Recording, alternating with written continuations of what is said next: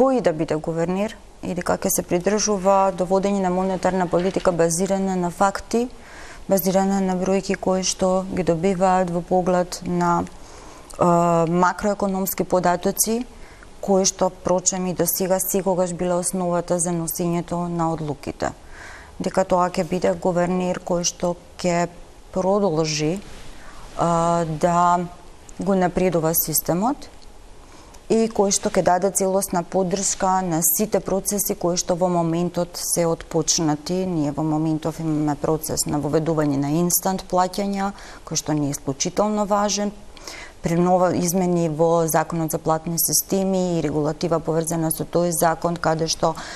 комуникацијата помеѓу Централната банка и банкарскиот сектор е од исклучителна важност. Народната банка е сидро на макроекономската стабилност во земјава. Мислам дека околу тоа постои еден генерален консензус и тоа е втемелено во монетарната стратегија која што е спроведува веќе 30 години наназад. Тоа е стратегијата на таргетирање на девизниот курс на денарот во однос на еврото. Мислам дека постулатите врз основа на кои што ќе работи идниот гувернер се тие, значи да се грижи, да ја одржи за таа, би рекол дури во 90-тите години, тешко заработена макроекономска стабилност и уште еден втор важен сегмент е сегментот на независност на Централната банка од другите да кажам економски политики